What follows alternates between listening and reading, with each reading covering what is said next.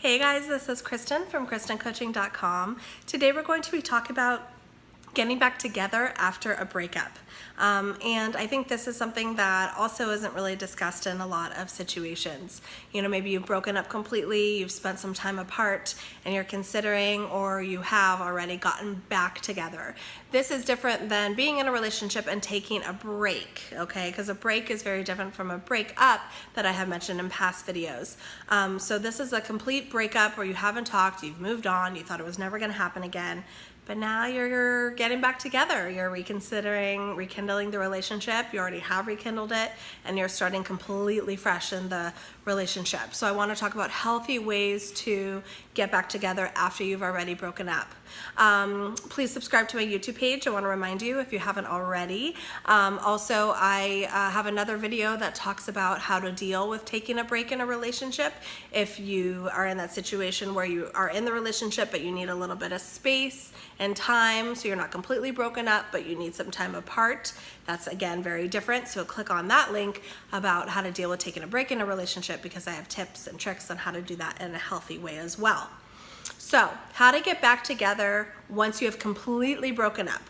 What healthy way can you do to get back together with your significant other? You know, what needs to happen?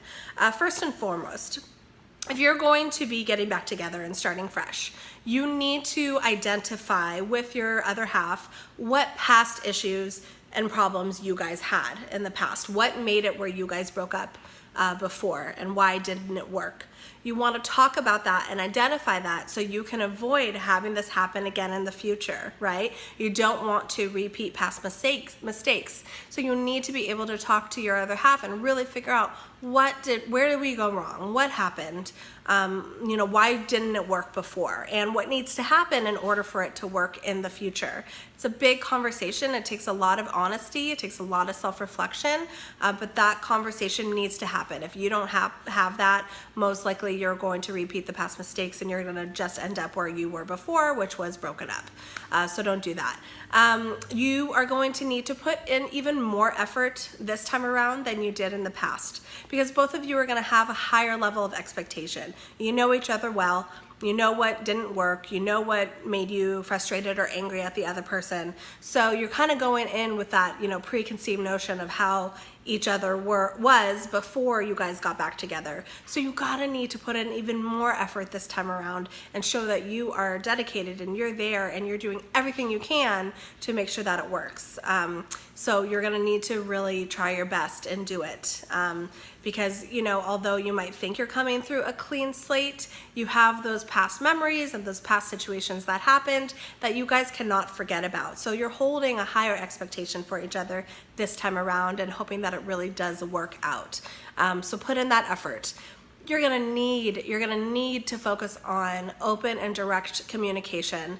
You cannot make it work in any relationship, but especially the second time around, if you guys are not real and honest with each other and telling each other the truth and being candid and open, okay? You gotta communicate, you gotta be open. If something isn't working when you guys get back together, that needs to be identified right away. If you let it go and you don't say anything and you keep it stuffed and hidden, that's just gonna fester and manifest into a bigger deal, and it probably will even cause you guys to have a huge conflict, blowout, probably even a breakup. So you don't want that. You need to make sure that your communication with each other is on point.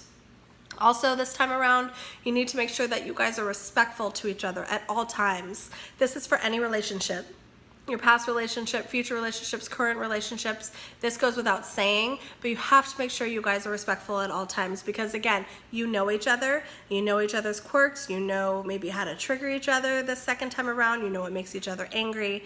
So don't use that against each other. You guys need to be respectful and appreciative of one another, and I think that's just really, really critical. Be nice, be respectful, don't hurt each other's feelings on purpose, and you're gonna really avoid a lot of future arguments if you do that this way. Last but not least, you guys just have to commit to making it work this time around. Sometimes it's easy to just, you know, say, oh, we had an argument, it's done, it can't work out, you know, I don't even know why I tried in the first place, and just be done. No, you don't want to do that the first time around, okay? You need to try to make this work. Commit to making it work. Commit to finding out a way to resolve issues together and as a team, and do it as a pair, okay? So commit to making it work. And if you have that mentality that you're gonna do everything in your power to make it work this time around, give you a higher chance of actually making it work this time around, okay? So those are the things you need to do. Watch this video over and over if you need to be reminded of these tips and tricks, because they are what is gonna make you guys go round 2 as a couple in a healthy way. That is what is most important. If you have any questions or comments, write them below. I'll get back to you as soon as I can. And thank you so much for watching. This is Kristen from KristenCoaching.com. I'll see you guys next time. Thank you. Bye.